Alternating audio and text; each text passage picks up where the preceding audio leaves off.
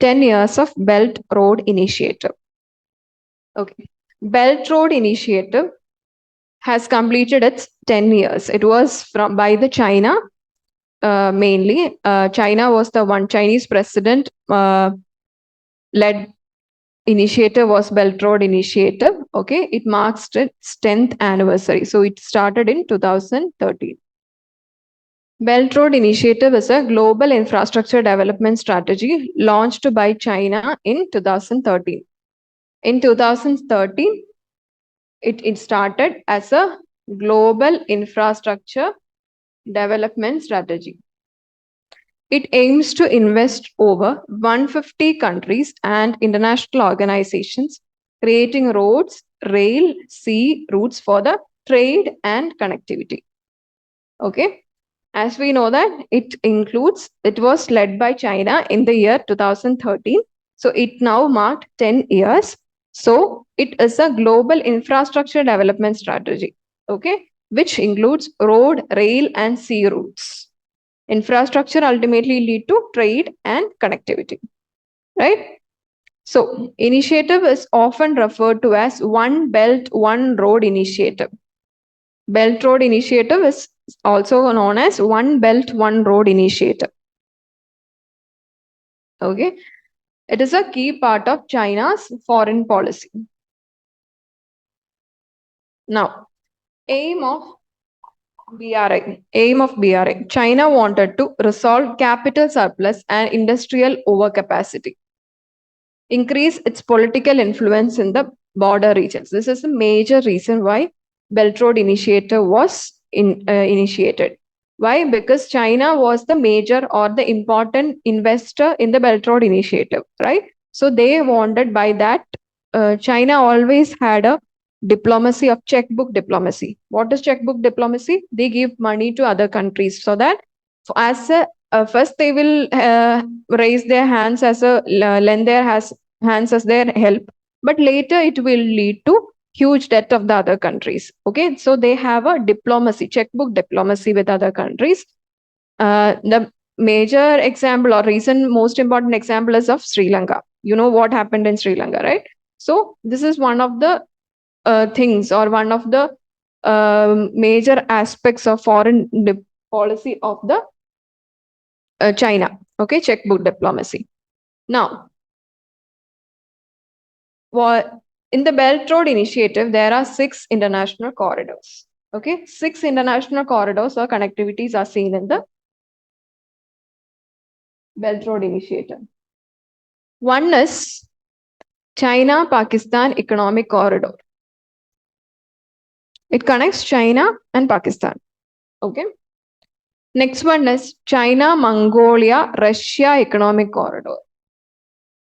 Okay. China, you know, this is the China with Mongolia, Russia corridor. Third one is New Eurasia Land Bridge Economic Corridor. Okay, Europe and Asia Land Bridge Economic Corridor. Fourth one is China Central Asia West Asia Economic Corridor.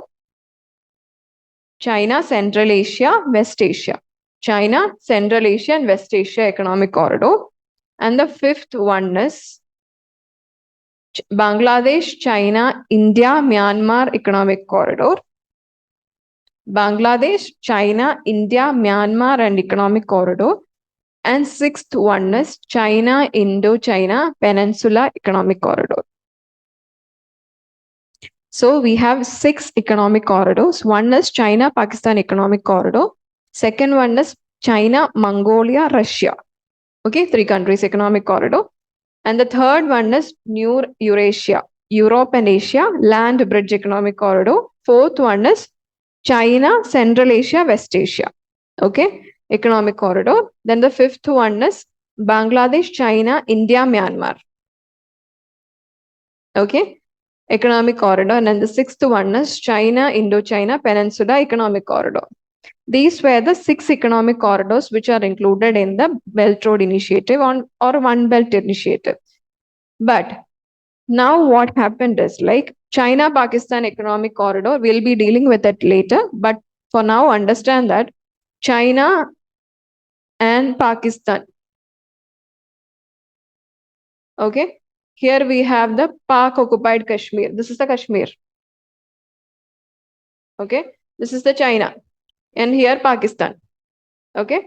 China and Pakistan are having the connection or the China-Pakistan economic corridor. This travels through our Pak occupied Kashmir. Okay. So for that reason, India is not happy with this. Okay. So we have backed off from this corridor. So now Bangladesh, China, Myanmar, India, Myanmar economic corridor has become China, Myanmar economic corridor. India is not a part anymore. Okay.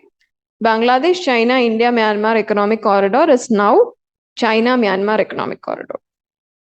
Now, benefits of BRI to China. Why China is eagerly for the BRI? Okay. First one is enhanced trade and economic influence. BRI expands China's trade networks and bolsters its role in global economic affairs. Okay, China is the main or leading hand in the BRI. So its infrastructure will get better. Infrastructure means trade and connectivity will get better, right? So it will enhance trade and economic influence to China along with the other countries who are part of it. Countries participating in BRI have gained preferential treatment and policy benefits. China is important country or important part in many international organizations as well, right? So those countries participating in the BRI has got benefit from this participating in BRI as well. Okay. Now, outlet for excess capacity. BRI projects provide markets for Chinese industries, particularly in construction. They have nearly 150 countries are members of the BRI. Means 150 markets are present for Chinese goods, right? Especially in the construction businesses. Why? Because Belt Road Initiative, the land-wise, sea-wise, road-wise, rail, etc. Means construction is getting marketed, or the markets are open for mainly construction businesses for the China. Okay, so new markets. Now, next one is geopolitical and strategic influence. Increases China's influence in participating countries and on the world stage. China is ready to give money or checkbook diplomacy, as we discussed before, to the countries, other countries. So China's influence is increasing to other countries. Other countries means globally China's influence is also increasing. Clear? Now, currency internalization. The currency of China, yuan, Chinese yuan, RMB, is getting in international trade and finance. Okay, so their currency is getting internationalized. Okay, so that means their currency value is also increasing. Now, energy security. BRI projects secure accesses to crucial energy resources for China. They have relations with, or they have tight relations with other countries as well. So the energy accesses. As one of the economic corridor we studied was China, West Asia, Middle Asia, West Asia. Okay, that means these are areas are high in energy or natural gases, etc., oil, etc. So their access to energy is also increasing, right? So energy security and China's access to crucial energy resources is also increasing. Next one is technological innovation and knowledge sharing. Transfer of technology and knowledge exchange between China and its partners. So these are the benefits for China and its other countries. Mainly, China, what are they doing is they are increasing their influence in the other countries as well as ultimately in the regional global arena. Okay, so one of the benefits is increasing influence in global and regional arena. Next one is they are getting easy access to new markets. That is, their capacity is increasing. Then also they are increasing access to the energy resources as well. Okay, next one is their currency is getting internationalized. Then technological innovations are also getting transferred from China to other countries or parts of it. Okay, now the next one is the more development in the infrastructure or construction or like that trade and connectivity is also increasing. Okay. And the countries which are in the BRI is getting some preferential treatments as well in case of trades, etc. Okay. These are some of the benefits for the countries, especially China and other countries who are in the Belt Road Initiative or One Belt, One Road Initiative. Okay. Now, what are the concerns? Sovereignty concern. See, China is giving money to them. China is giving a helping hand to them initially. But we know in case of Sri Lanka and other countries, it will ultimately lead to the chaos. So, ultimately, what will it affect? It will affect the sovereignty. Sovereignty means independence. Ultimately, if we say one word, sovereignty is independence. So, the sovereignty will be affected. Sovereignty concern. India and other countries expresses sovereignty concerns over BRI projects like China-Pakistan Economic Corridor, etc. Okay. Next one is strategic concern. India is worried about the strategic implication of BRI, include the impact on its maritime capabilities and regional influence. See, China is developing port in Pakistan, Gwadar port. We have discussed about the Gwadar port in last current affair classes as well. Okay. So Gwadar port is one of the port developed by China in Pakistan. So that maritime, they can have easily access to trade route as sea route as well. Okay, maritime route as well could be developed. So this will is a strategic concern for India. Why? Because in Indo-Pak region, India is one of the major country who uses this maritime route, right? Ports are majorly now transits are developing through ports. Okay, so there is a strategic concern. If they can develop or they can construct a port, in example, Gwadar port, etc., they can have military bases in the sea as well. Okay, similar to that, they are developing military bases in Maldives, etc., China. So there is a strategic concern, especially in the Indo-Pacific region for India as well. Clear? So, strategic concern, India is worried about the strategic implications of BRI, including the impact on its maritime capabilities and regional influence. Next one is lack of transparency. Concerns have arisen due to the lack of transparency in BRI projects, particularly related to debt and loan conditions. Okay. BRI infrastructure project has encountered major implementation problems such as corruption scandals, labor violations, environmental hazards, and public protest.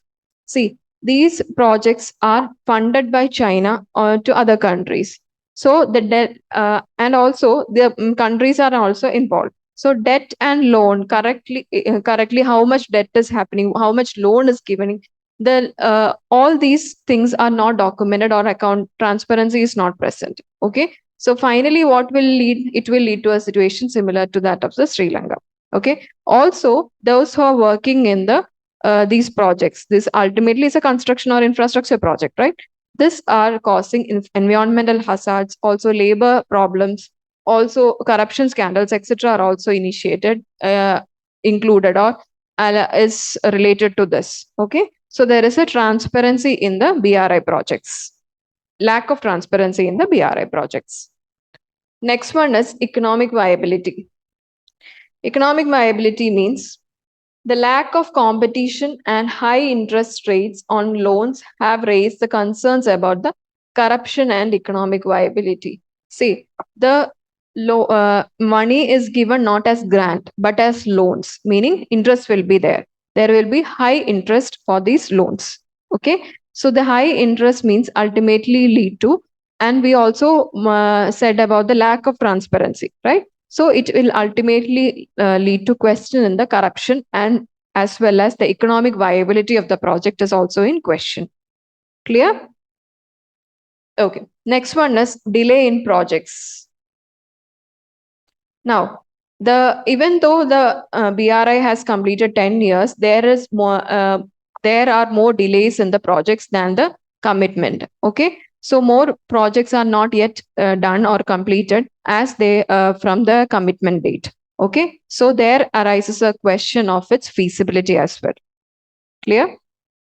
Some BRI projects face delays and challenges, leading to question about the feasibility and impact on Chinese ambitious strategy. Now, debt trap. Debt trap is checkbook diplomacy. Criticized for practicing debt trap diplomacy or checkbook diplomacy, where it lends money to countries like Sri Lanka and Zambia who struggle to repay. Lending leading to China acquiring strategic assets or political concessions. Okay. So if a country doesn't have a money to repay, what will it lead to? It will lead to like a slavery only, or political concessions will be given to that country.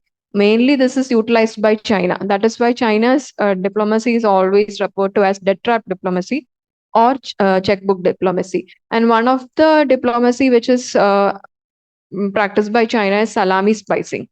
Why? Because for example, if we take India, our Arunachal Pradesh, etc., places are being taken or getting taken by the China and claiming as their project, right? That means they are simply salami slicing, means simply taking land from the other countries. This is another diplomacy practiced by the China. Okay. Okay. Now, multilateral. Another concern is multilateral governance. Unlike initiatives like Asian Infrastructure Investment Banks, BRI lacks a central governing structure, making it difficult to address issues collectively. Okay, no centralizing governing structure is present. Okay, if there is a centralizing governing structure, means there will be a systematic way to solve the issues or collect the money, etc. Right? Governance will be of majorly in a systematic way. But here it is a multilateral governance, meaning no centralized governance is there.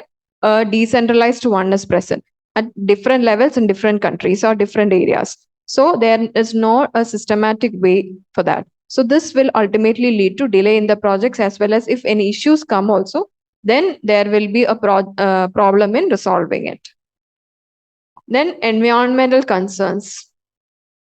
Okay. Many projects taken under the BRI is not as a sustainable one.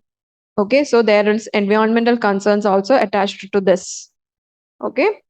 Next one is geostrategic concerns. BRI projects will enhance Chinese stature and undermine India's influence over the small South Asian countries and Indian Ocean littoral states. Okay, similar to that, what we talked in strategic concern as well. Similar to that, this China is giving money. Okay, China is giving cash to other countries, meaning though eventually it may lead to other problems like checkbook diplomacy problems, etc., debt trap, etc. But initially what it is pursuing is like, initially the China is giving money to the countries, so there will be a downturn in India's influence over these countries. Okay. Okay, so what are the concerns of Belt Road Initiative? First one is debt trap diplomacy, okay, or checkbook diplomacy. Next one is environmental concerns, and the viability or feasibility of the projects is often questioned. Strategic concern is also there. Lack of transparency. Yes, lack of transparency is not there. No centralized governing entity is there, or multilateral governance is there. Then it will question in strategic concern on India's level position in the geographical arena or international arena. Then sovereignty concern is one of the other important aspect of the BRI. Then delay in projects mainly because of the labor issues, corruption practices, environmental concerns, etc. Okay, so these are the concerns. Now, what lies ahead? What can we do, or what are the alternatives to this project? This is a project, BRI is a project which is initiated or which is headed by China, right? So there are certain alternatives to it, and also what lies ahead. First one is, faced with a challenging geopolitical and economic landscape, China is now adjusting its ambitions, aiming to pivot towards green and smaller scale development projects. there is a delay in projects, right? There is environmental hazard considerations, etc. So now China is shifting towards more greener and smaller scale project development projects so that it could complete in time and also the project could be sustainable. Okay, China is trying to be that. Now, other alternatives are also there for BRI. BRI is a Chinese-led project. Other alternatives in by first one is by G7 in 2021, Build Back Better World Initiative. Okay, B3W. Now it is named as Partnership for Global Infrastructure and Investment. Okay, this is an initiative by G7 and it started in 2021. This is an alternative to Belt Road Initiative to curb China in the international arena. Okay.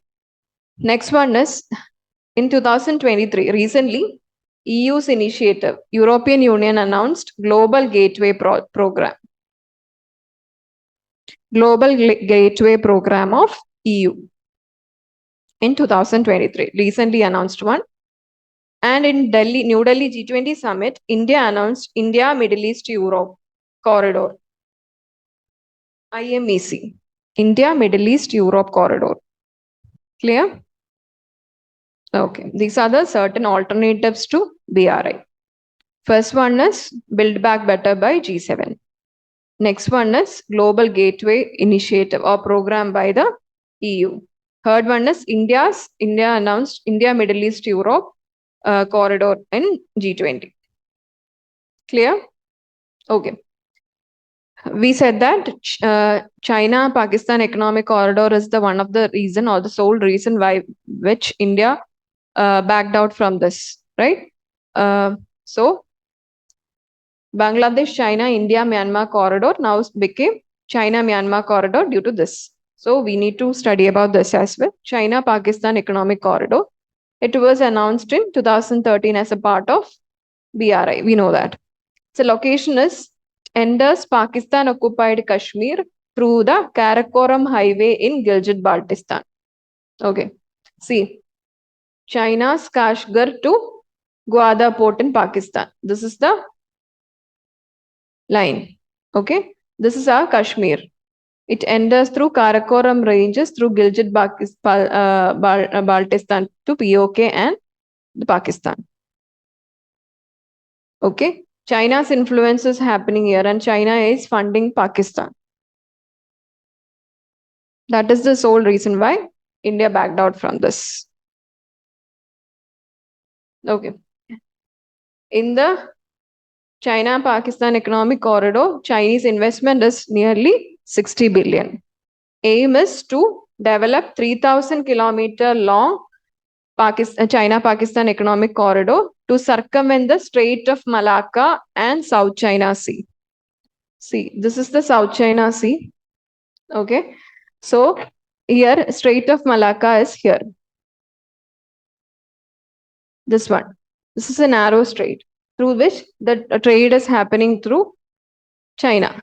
If anything happens in this strait, there will be a blockage in the trade of the China. So for as an alternative, they are developing here Gwadar port.